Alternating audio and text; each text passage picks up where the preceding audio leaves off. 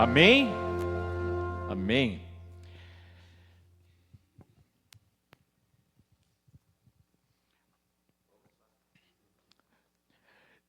Você ouviu a igreja cantando? Não. Você viu? Eu também não ouvi. Tá? Eu não, eu via alguns mexer na boca, mas o som não saiu. Isso. Exatamente. Também. Mas vamos ter uma oportunidade agora. O hino inicial, Brilhar por Ti. Vamos ficar em pé? Vamos cantar? Agora a gente quer ouvir vocês, hein? Eu e o Anderson aqui queremos ouvir vocês, hein? Mais do que nós, Deus está te ouvindo. Então cante com o seu coração.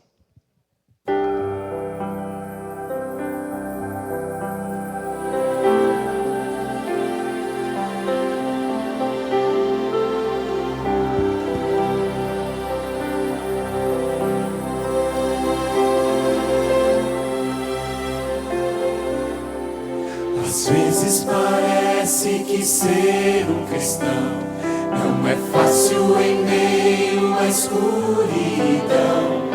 Ainda mais se eu pensar que não é minha luz, mas ao meu com Deus que o brilho produz.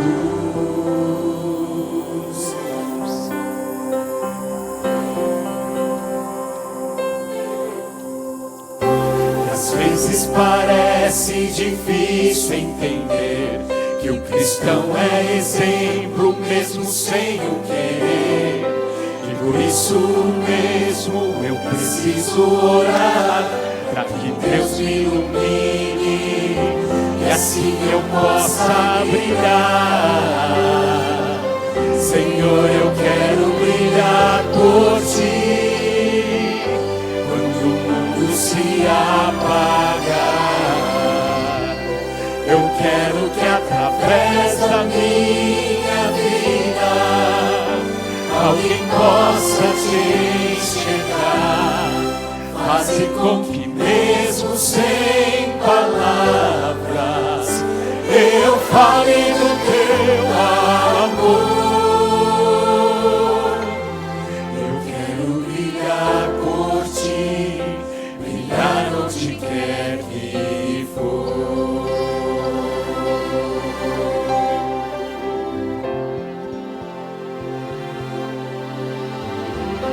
Às vezes eu temo que vou fracassar, pois eu sei que errei, continuo a errar.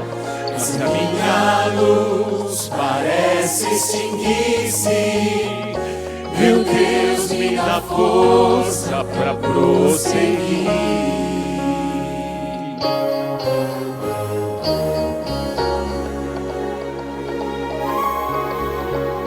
Não importa o quanto eu tente me esforçar, eu só posso vencer se Ele me ajudar.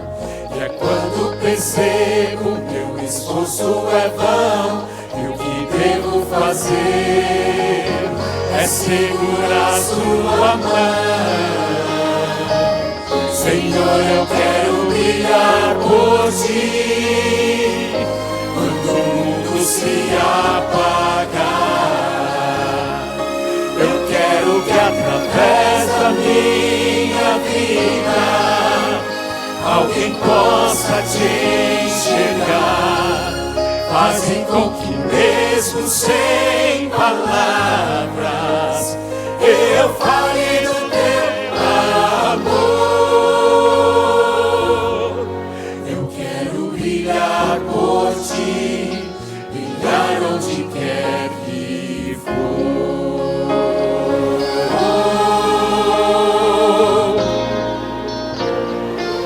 Senhor, eu quero brilhar por Ti. Quando o mundo se apagar,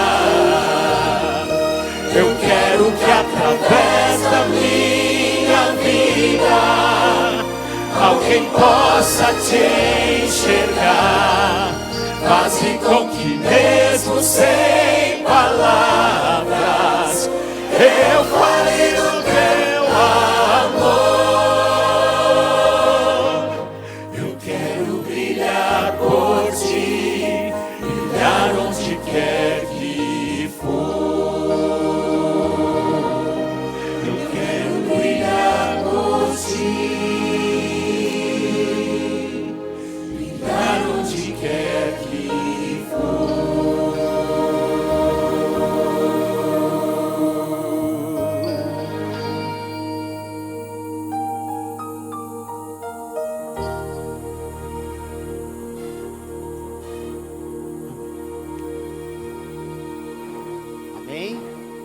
que possamos realmente continuar brilhando por Jesus, aonde quer que nós formos, não só aqui na igreja, mas em todos os lugares em que andarmos.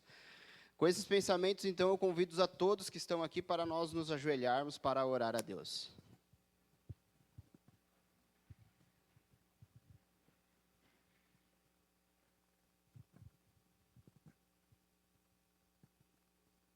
Senhor nosso Deus, amantíssimo Pai que estás nos céus, neste momento queremos agradecer a Ti pelas bênçãos, agradecer a Ti pela oportunidade de estarmos aqui na igreja e que este culto seja também um ato de gratidão como seus filhos que somos.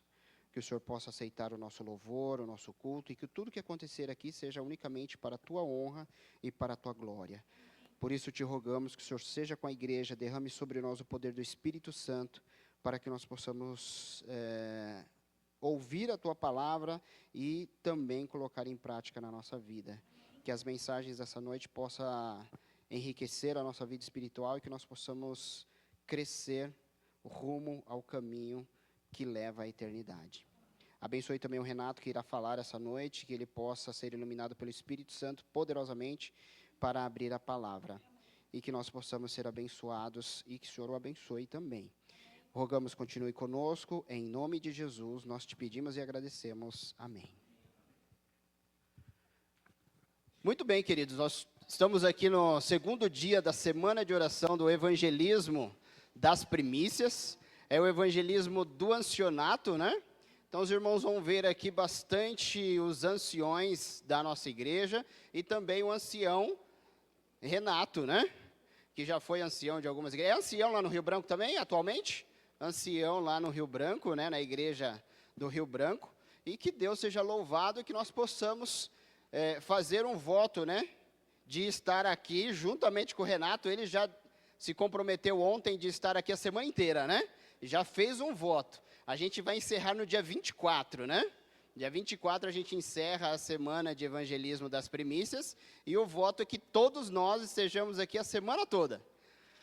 E todos os dias da semana vai ter sorteio, né? O Anderson é o camarada do sorteio, né? Ele que vai trazer aqui os brindes pra gente, né? E o Anderson, então, vai fazer o sorteio agora do dia. Boa noite a todos. E o Renato pediu e a igreja compareceu, né, Renato? Eu já fui mais curioso, eu fui no YouTube, né? Para assistir os 180 graus. Eu já fui mais curioso, mas vi. Mas, com certeza, pessoalmente, eu acredito que vou enriquecer muito mais espiritualmente, sabendo dessa história. E agora é a hora do sorteio, né? Denis, tudo certinho? Ó, vou ter o auxiliar hoje, Ricardo. Vamos colocar o púlpito um pouquinho para frente.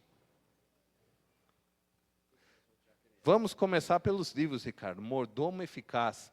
Livro muito bom, livro de mordomia, eu já li. Ó, bastante gente não tem. Vamos, primeiro número, Dentes. Número 74. 74. A Leila. Cabeleireira Leila. Segundo número. Número 6.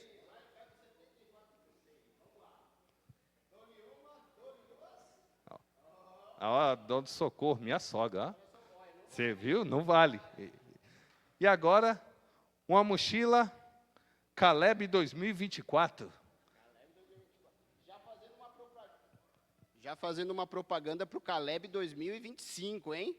A cor muda de amarelo para laranja. Exatamente. Cor de amarelo para laranja, inclusive no Nordeste já está com a missão Caleb, né? Último número de hoje, número 77. 77. Dou-lhe uma, dou-lhe duas, dou-lhe três, arrebatado. 48. O Denis, olha lá.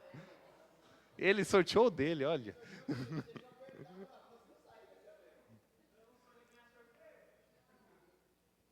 Que Deus abençoe a todos e que durante toda a semana possamos prosseguir não pelos brindes, mas pela palavra de Deus que vai ser aberta aqui.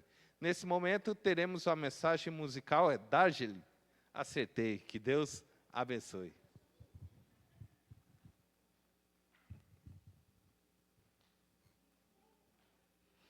Boa noite, irmãos. Esse hino é bem conhecido, então, se você o conhece, você pode continuar adorando a Deus junto comigo.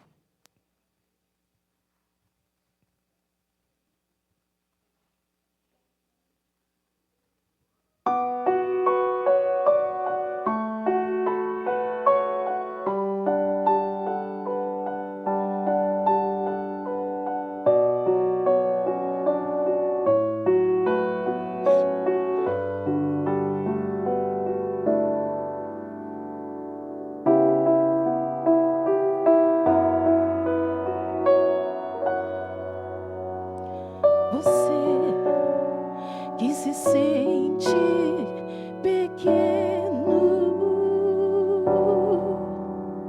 dirija seus olhos a Deus.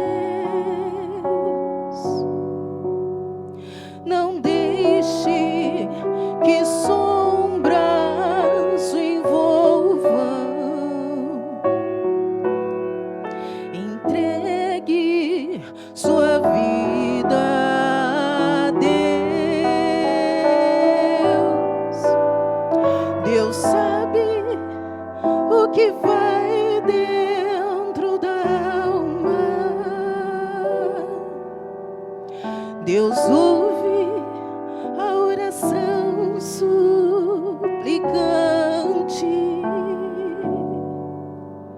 Deus vê sua angústia e o acalma.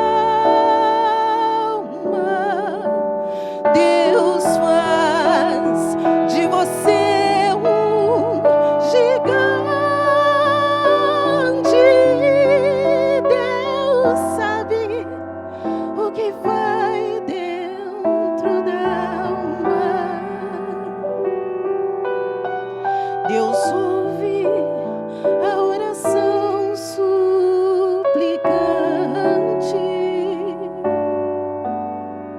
Deus vê sua angústia e o acalma. Deus sabe, Deus ouve, Deus vê.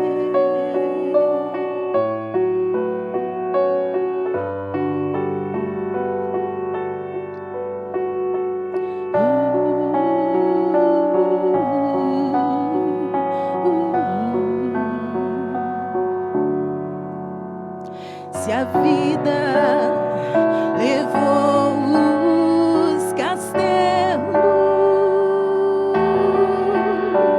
que em sonhos você construiu, não dê por vencidos teus planos. Entregue seus planos a Deus. Deus sabe o que vai dentro da alma. Deus ouve a oração suplicante. Deus vê sua angústia e o acalma. Deus faz de você um gigante. Deus sabe o que vai dentro da alma. Deus ouve a oração suplicante. Deus vê sua angústia e o acalma. Deus sabe, Deus ouve, Deus vê. Deus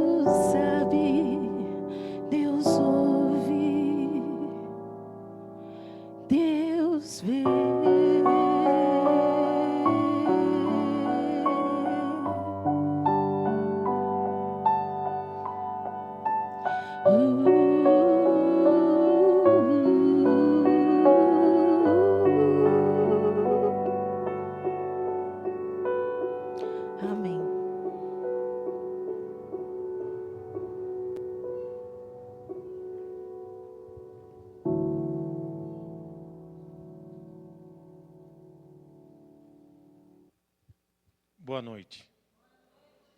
Eu continuaria ouvindo essa voz pelo resto da minha vida, se Deus permitir. Boa noite, como vocês estão? Alguém espandongado aí? Todo mundo bem? Você sabe que eu tive um dia muito bom. Nós estávamos aqui numa vila de casas aqui perto, e meu filho foi nos visitar, ele mora aqui em Atibaia, perto da Avenida Luca. Então passei um dia agradável, né? Quase a vida não proporciona esses momentos assim que eu curto o filho e a filha junto, ainda mais a mãe do lado, né? Aí é bênção. Abra sua Bíblia aí, em Atos, no capítulo 11, e nós vamos continuar de onde paramos ontem. O irmão já fez a oração aí pedindo a bênção de Deus nesse momento. Vocês lembram? Então, eu confio na oração dele e vou continuar até sem mesmo orar, porque ele já pediu a bênção de Deus. Lembra qual foi a primeira característica de um verdadeiro cristão? Crer e se converter. E hoje nós vamos ver a segunda, que está aqui em Atos 11, no versículo 23, diz assim: quando ele chegou e viu a graça de Deus, se alegrou e exortou todos a que permanecessem no Senhor com todo o seu coração. Um verdadeiro cristão, além de crer e estar convertido, ele permanece de todo o seu coração em Jesus Cristo. Você sabe, continuando lá no tempo que eu estava no Tatuapé, era o ano de 2005. Eu queria fazer uma viagem num feriado prolongado. Era um feriado de Corpus Christi. E eu ouvi dizer que a cidade de Campos do Jordão era uma boa para se passar esse feriado. E eu não sou muito bom na internet. Até a barra de pesquisa, minha filha corrige o nome que eu falo até hoje, né? Como é que é? Google, né? É isso mesmo? Google, né? Então eu abri no meu computador essa barra de pesquisa e pesquisei lá pousadas em Campos do Jordão, mas eu queria cozinhar, passar aqueles dias cozinhando, e pus uma pousada com lareira e fogão. Aí veio a resposta na tela do meu computador: promoção gastronômica em Búzios, no Rio de Janeiro. Aí, não foi isso que eu pedi, mas eu olhei a pousada e vi que estava num preço muito bom. E estava naquele feriado de Corpus Christi, um festival gastronômico na cidade de Búzios. Eu não sei quantos já foram para lá, mas aquela rua de pedra, estava todo um festival gastronômico com comidas boas e baratas.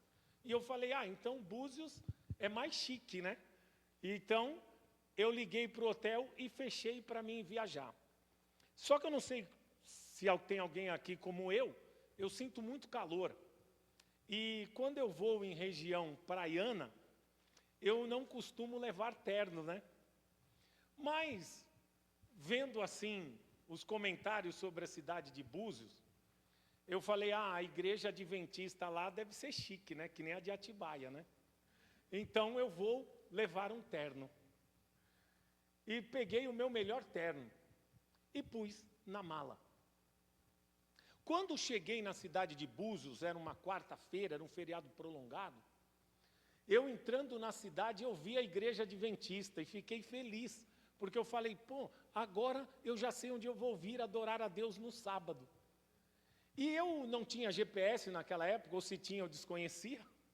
Eu marquei no velocímetro do carro e zerei ele, e até a pousada deu 7 quilômetros.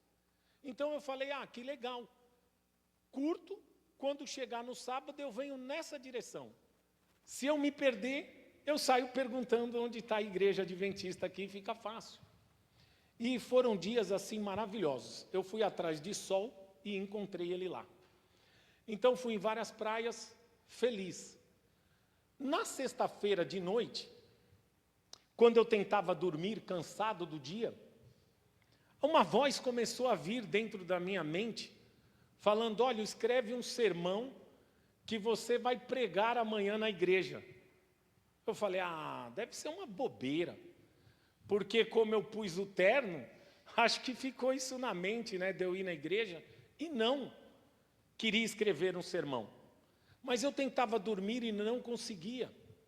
E aí, às 2h da manhã, eu não lutei mais, fui para a beira da piscina, que estava um clima maravilhoso, e escrevi uma mensagem, como as vãs sutilezas do inimigo para destruir os jovens no tempo do fim.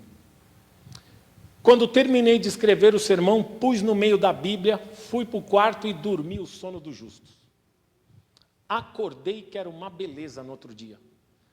Pus o terno, mas olha que loucura, eu não sei se tem alguém aqui que nos visita, que não é membro da Igreja Adventista, mas só para você entender a loucura, na nossa igreja, a gente tem um conjunto de igrejas que formam um distrito. Aqui é assim também, não é? E aí um conjunto de distrito forma uma associação. E quando você vai pregar em outra associação, mesmo que quem te convide saiba que você é membro de uma igreja, ele pede uma carta de referência, não é isso? Aqui, como eu sou um ancião, eu já providenciei e mandei para o irmão. E se eu for para o Rio de Janeiro, em Búzios, muda completamente a associação, ninguém me conhece e não vai deixar eu pregar, não é isso?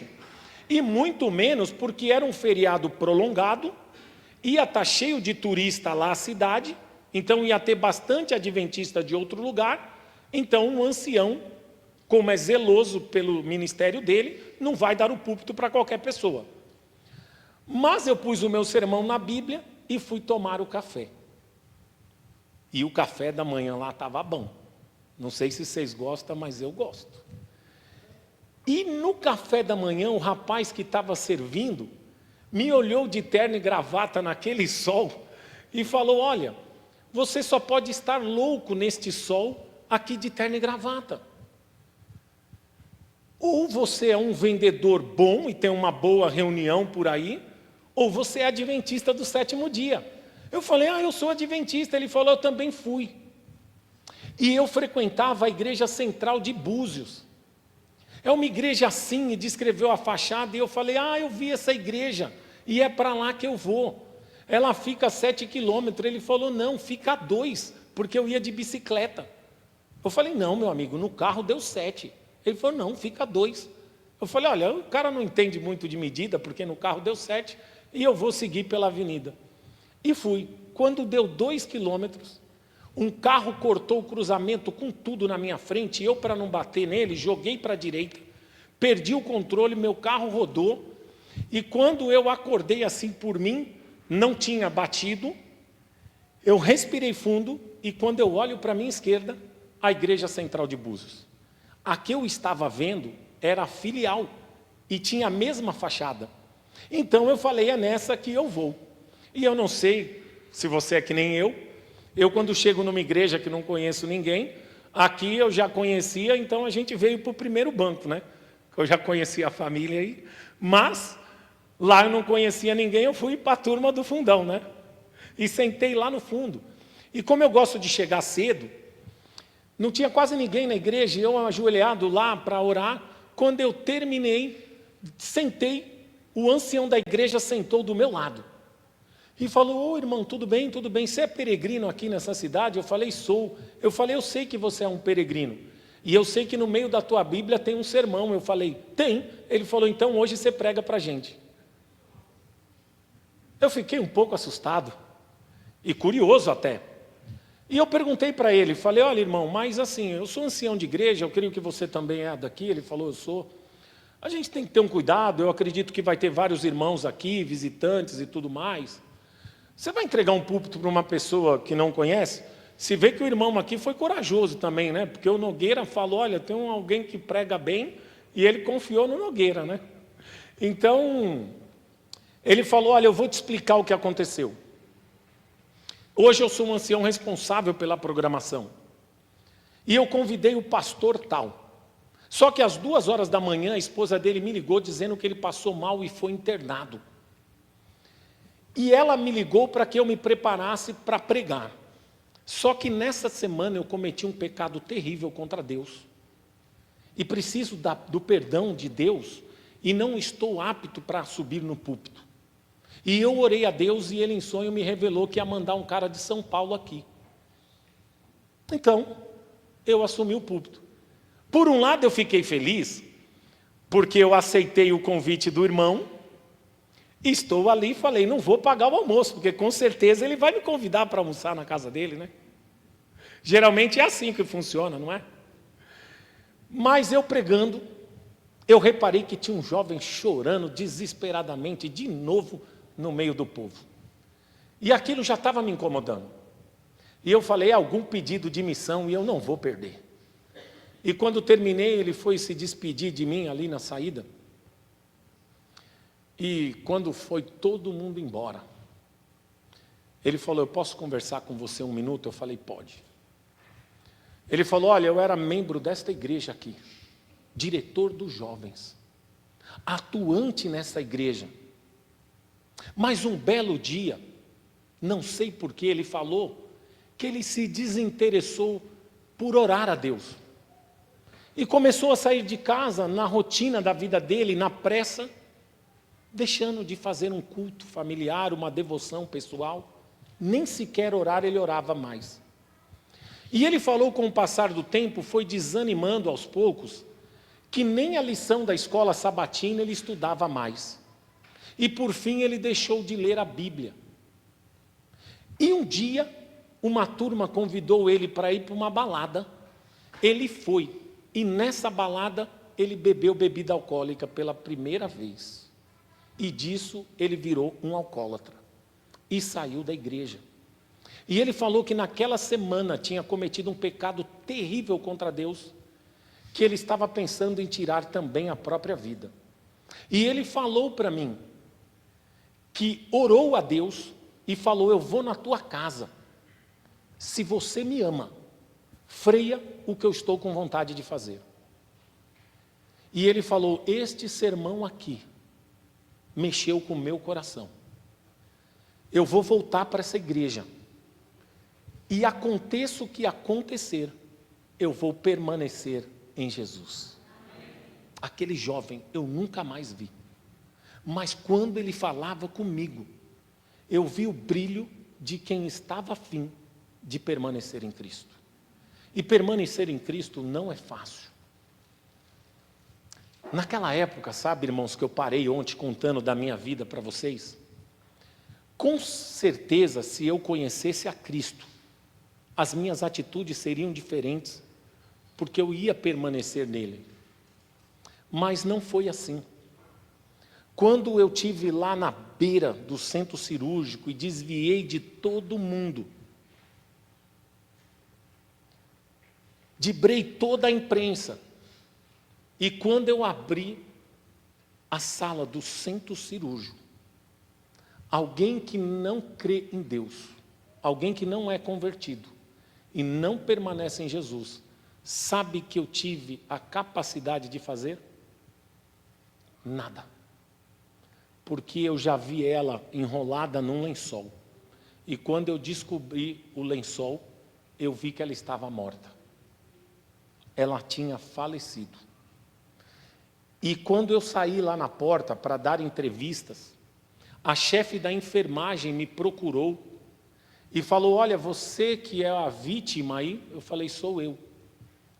Ele chegou para mim e falou, olha, eu tenho que te comunicar uma coisa, você tem alguém aí com você? Eu falei, olha, eu tenho o meu cunhado, o marido da minha irmã, e tem a mãe da vítima aí. Então vamos ali para o centro de atendimento de primeiros socorros. E a chefe da enfermagem, olhando para mim, falou, olha, eu tenho uma triste notícia para te dar. E uma boa.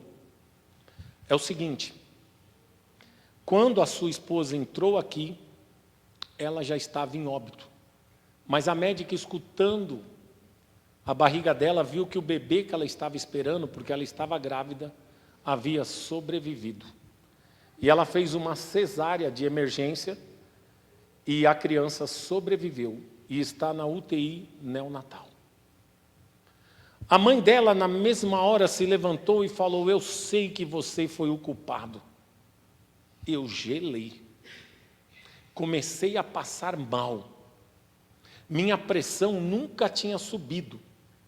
Eu comecei a passar tão mal que me socorreram e a pressão estava 24/12. E eu tinha 22 anos de idade, então me socorreu, a médica me atendeu, me deu uns remédios lá e me liberou e eu fui lá para fora. Continuei dando entrevistas e a mãe dela me procurou e falou: olha, me desculpa da forma como eu reagi com você, mas eu sei que você sempre atravessa aquela ponte aonde eu disse que tinha sido crime. E algum tempo atrás eu tinha tido um problema com alguém que atravessava a ponte e quis medir forças comigo, porque só passava um carro de uma vez, e era de noite, eu estava com todo mundo da família dela, e eu andava armado e o carro acelerava, fazendo eu dar ré, e eu acelerava fazendo ele dar ré, aí eu não aguentei, peguei o revólver e comecei a atirar no carro. Então a mãe dela achou que eu tinha provocado aquilo que aconteceu. E eu pensando que ela sabia de alguma coisa. Mas eu dando entrevista lá para todo mundo lá fora, num determinado momento, o chefe de investigação de plantão me intima para ir lá dar o depoimento oficial de tudo o que aconteceu. Então meu cunhado ia comigo. E quando eu entrei no corredor da delegacia, lentamente, pensando nas coisas que eu iria falar, eu escuto o chefe de investigações falando para o delegado de plantão. Falando: olha, doutor, está certo que você o conhece aí das investigações de seguro, está certo que ele é uma boa pessoa, mas é a palavra dele somente. Vamos fazer o nosso trabalho de polícia, pelo menos solicitar um exame que chama residográfico, que é para ver se existia restos de pólvora na minha mão. Quando eu ouvi aquilo, eu desesperado, minha pressão subiu de novo, mesmo medicado. E aí eu, simulado, joguei-me no chão, que eu estava passando mais mal ainda. Então me socorreram novamente lá para o hospital, e no hospital mediram minha pressão, a médica viu a mesma, e viu que ela estava um pouquinho mais alta do que da primeira vez, então ela me deu um sedativo que eu apaguei, e eu só acordei às 4 horas da tarde na casa da minha irmã, e ela tinha proibido eu de dar entrevistas e dar o depoimento naquela manhã. Então, quando acordei, eu recebi a ligação do IML, dizendo que eu precisava ir lá fazer os papéis, né? E eu falei: então eu estou indo para providenciar o enterro, o sepultamento. Só que, quando eu estava pronto, o ML me retorna novamente a ligação e fala assim: aguarda um instante, porque nós recebemos a ligação que a criança veio a óbito também. Então você vai ter que esperar sair os papéis para fazer um novo pedido, né, para enterrar as duas juntas. Então eu fiz todo o processo, mas eu reparei que na era que eu estava lá no ML, pegando os papéis para depois ir na funerária, uma amiga dela estava lá. E aonde eu ia, a amiga ia atrás. E ficava me olhando, e eu não estava entendendo aquilo. Mas eu até um ponto perguntei para ela, falei: olha, eu estou providenciando os papéis, ainda não liberou. Mas ela falou: olha, ela é muito minha amiga, eu estou querendo aqui ajudar no que eu posso. E eu falei: tudo bem, mas é só papéis burocráticos e tal. E eu falei: deixa para outra hora, eu vejo que você pode me ajudar. Fizeram um velório simbólico naquela noite, porque o corpo da criança ia ser só liberado na manhã. Então resolveram esperar para fazer as duas juntos no cemitério, mas como veio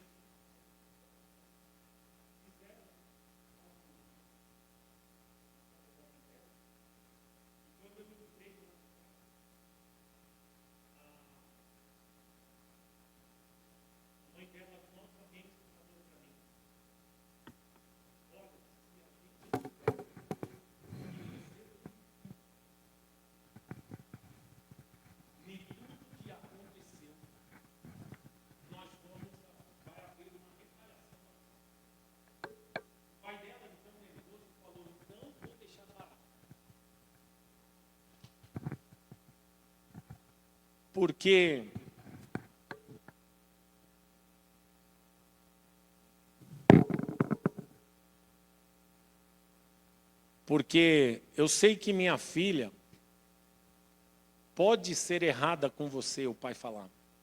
E a gente sabe de algumas coisas erradas que ela estava agindo. Porque uma da irmã já sabia que ela estava me traindo. E falou, mas se aconteceu alguma coisa que você é culpado e eu descobri, eu vou atrás de você. No outro dia, então, estava tudo preparado para o enterro. Ia acontecer a meio-dia lá no cemitério da Saudade, em São Miguel. E eu cheguei mais cedo e sentei ali num canto. E minha mãe, que está aqui, não sei se ela lembra, sentou do meu lado e falou assim, filho, olha, eu vou te falar uma coisa. Para quem perdeu uma mulher numa tragédia dessa, e uma criança também que esperava, o seu semblante está muito alegre. Se eu fosse você, eu chorava um pouquinho. Isso é mãe. E eu falei, peraí então. Comecei a simular. E chorar e me desesperar quando chegou os caixões. E assim, irmãos, eu tinha por mim, porque lá em casa, a gente cresceu num ambiente de muito amor, né? Mas as influências religiosas e espirituais eram diversas. Porque minha mãe, ela é católica e também é social, né? Se o que o filho estiver fazendo precisar que ela vá visitar, que nem ela está aqui hoje, ela vem. Mas se o filho tem que fazer a primeira comunhão, tem que fazer. Meu pai, ele já era, uma época da Assembleia, me levou algumas vezes com ele, mas também ele era espírita. E eu fui algumas vezes com ele. E lembro que tinha um compadre da minha mãe, que era padrinho da minha irmã, de batismo na Igreja Católica, que tinha um centro de umbanda, e a gente tinha ali amizade com os filhos, e nós já fomos algumas vezes lá, mas eu tinha um pouco de medo. Mas uma coisa eu tinha na minha mente, que se eu tivesse cometido um crime de homicídio, tirado a vida de alguém, Deus em algum momento ia tirar a minha. Eu cria assim, que com fogo feriu, com fogo também será ferido. Eu tinha isso na minha mente. E eu estava esperando em algum momento que alguém iria me matar. Mas se eu pudesse simular até onde eu pudesse, para que as pessoas não acreditassem que fui eu iria simular. E eu então simulei naquele momento. Mas eu estava, acho que, simulando tanto que eu voltei a pressão subir de novo. Aí me socorreram, eu não vi mais o enterro acontecendo. Aí sepultaram as duas e eu fui para casa. Quando eu recebo uma ligação do DHPP, que é a Delegacia de Homicídios. O crime estava sendo investigado pelo 22DP em São Miguel Paulista. Mas o DHPP, que é a Delegacia de Homicídios Centrais, entrou na investigação porque foi para a imprensa. E eles me chamaram lá para dar o depoimento.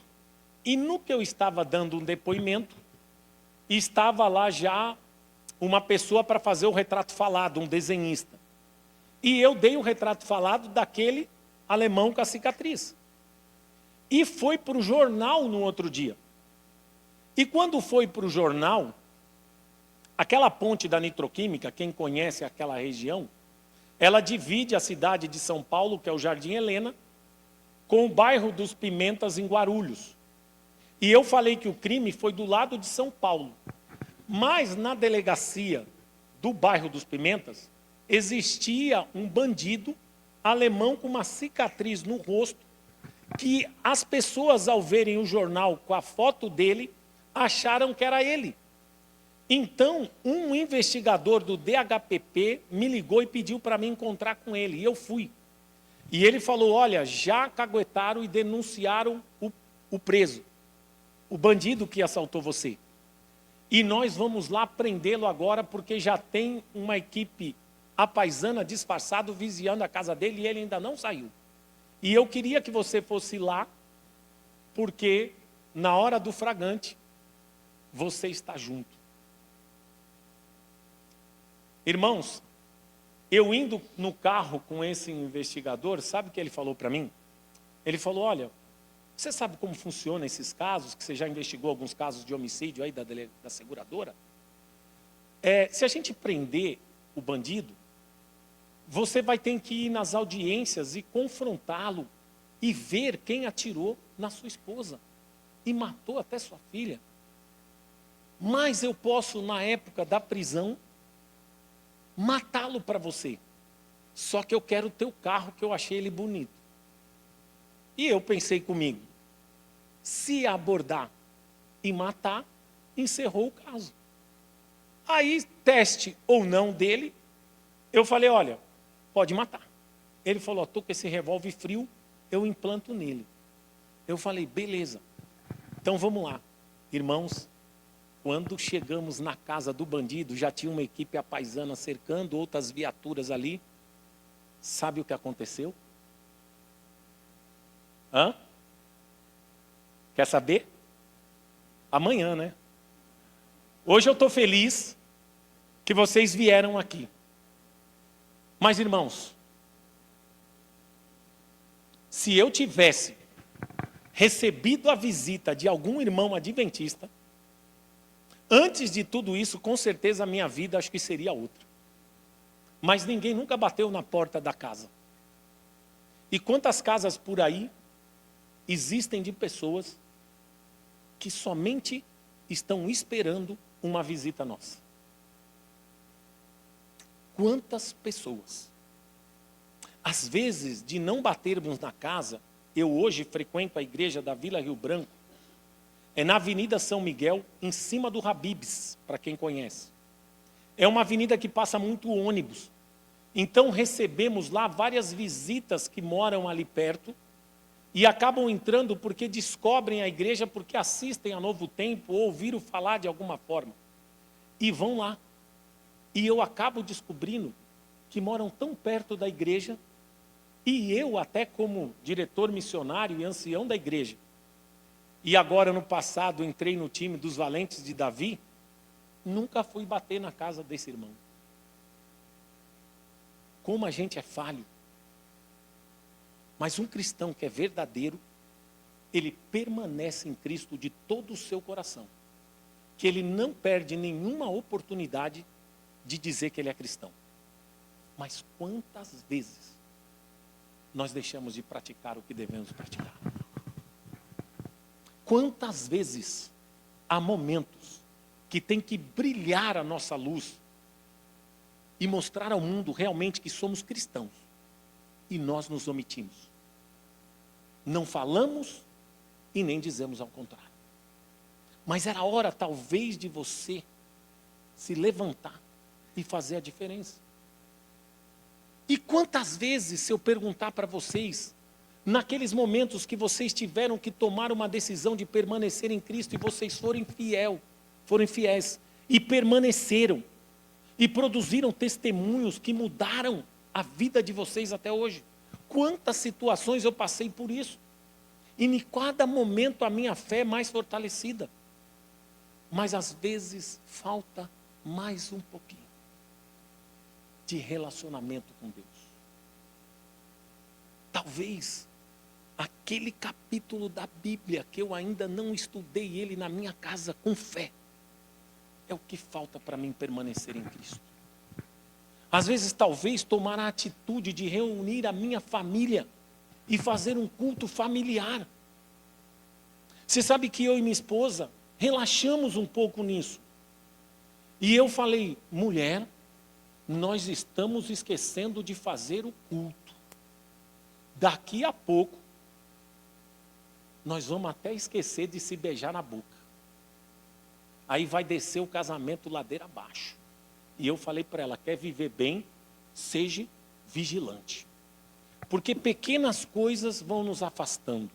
Aquele jovem, ele disse para mim, eu lembro hoje, ouvindo as palavras dele, que ele foi deixando, a primeira coisa que ele deixou foi de orar. Como um cristão pode deixar de orar a Deus? Se nós acreditamos que Deus é que providencia tudo na nossa vida, o maior ato de fé é você dormir sem orar. Porque no outro dia é Deus que te devolve a vida. E se você antes de dormir não fala, Senhor, me desperte amanhã para um novo dia, você confia que Ele vai fazer isso, porque Ele te ama. É muita fé. Coisa simples que eu posso praticar para aumentar a minha fé e eu permanecer em Cristo. Que você possa sair daqui nesta noite meditando. Talvez no que falta, você se entregar um pouquinho mais para você permanecer em Cristo. Amanhã nós vamos estudar a terceira característica de um verdadeiro cristão. Até agora, crer e se converter. E a segunda, permanecer em Jesus Cristo. Eu quero orar por você nesta noite, mas eu quero fazer uma oração especial. Porque ontem eu disse que eu pus um propósito nessa semana. Eu não sei se vocês também colocaram um propósito. Vocês colocaram? Para fazer essa semana? Colocou? Então você que colocou esse propósito, eu quero orar pelo teu propósito. Então eu vou convidar aqui a Dargeli para louvar a Deus. E enquanto ela estiver louvando, eu gostaria que você pensasse nesse propósito, entregasse ele mais uma vez aos pés de Cristo. Porque eu preciso assim de uma intervenção boa de Deus para isso acontecer. E eu gostaria que Deus fizesse essa obra na minha vida. E eu sei que Ele vai fazer na tua também. Então, em qualquer momento, se você quiser se colocar de pé, no final, eu vou orar por você. Mas como ontem eu pedi, faça isso somente se você fez um propósito. Se não fez, você permanece sentado e eu vou orar também pela tua vida. Mas se você fez, eu sei que você vai fazer de tudo para, como eu, estar aqui durante esta semana e adorar o nome do Senhor.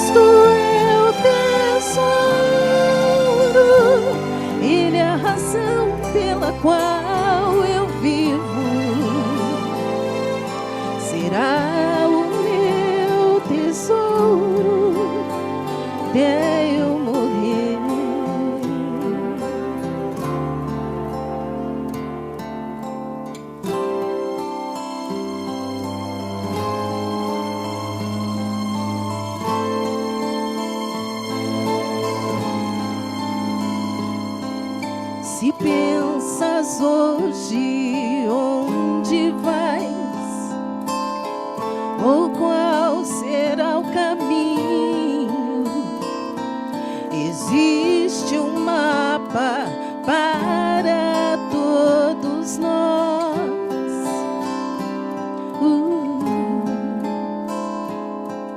Se nós o lermos e o seguirmos aonde ele indica, não nos perderemos, só temos que escolher.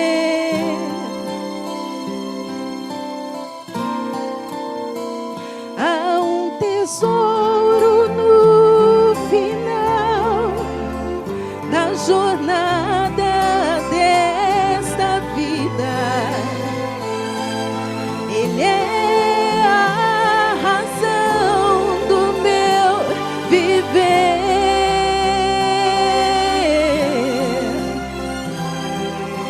Cristo é o tesouro,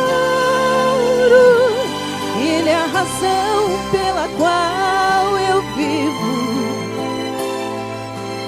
Será o meu tesouro até eu morrer. Há um tesouro no final da jornada desta vida. Cante comigo. Ele é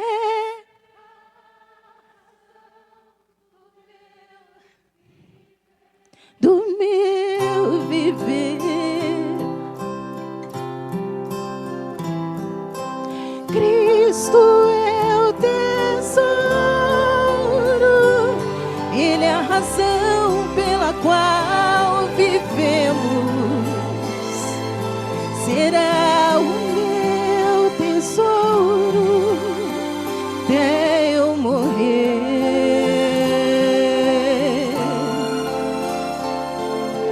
Cristo é o meu tesouro até eu morrer.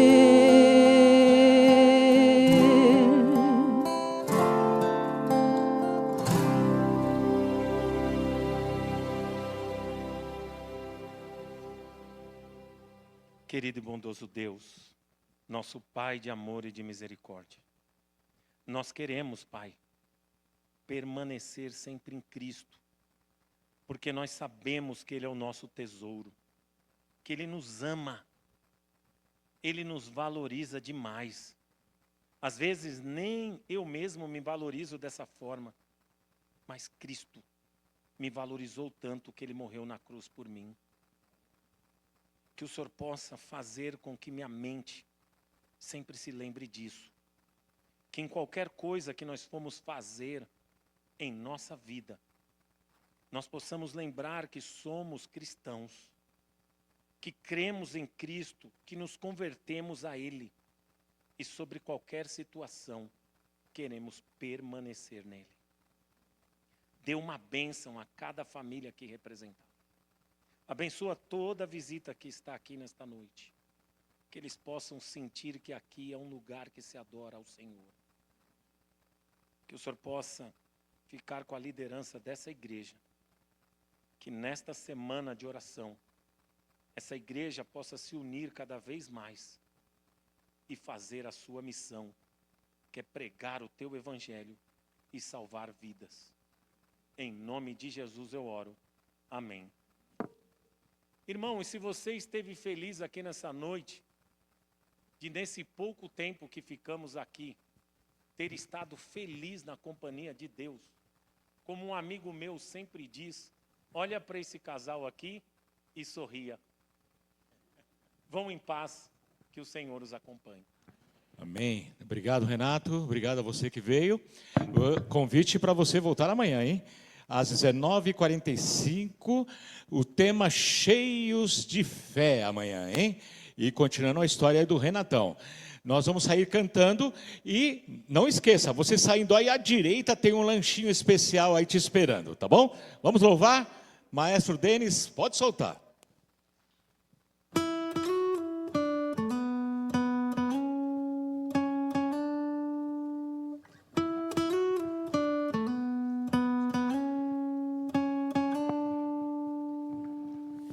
Eu entrego em tuas mãos as conquistas. Eu entrego em tuas mãos os fracassos. Eu entrego em tuas mãos os meus sonhos. Me entrego em tuas mãos por inteiro. Usa-me pra tua glória.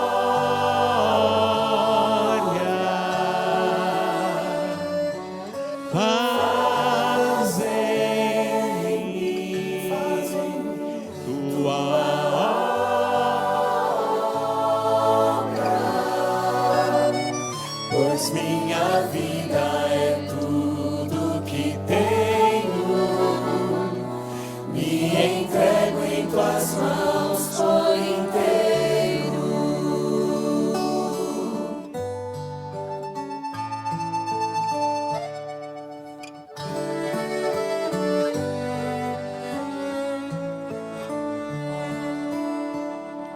Eu entrego em tuas mãos o meu choro. Eu entrego em tuas mãos o meu riso. Eu entrego em tuas mãos minha casa. Me entrego em tuas mãos por inteiro. Usa-me pra tua glória.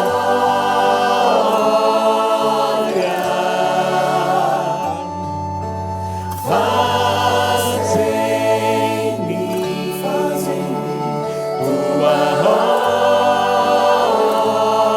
obra, pois minha vida é tudo que tenho. Me entrego em tuas mãos por inteiro. Sopra em mim, Espírito Santo, trazendo o frescor da tua glória, me convencendo a ser instrumento pra te honrar, pra te honrar. Sopra em mim, Espírito Santo, trazendo o frescor da tua glória,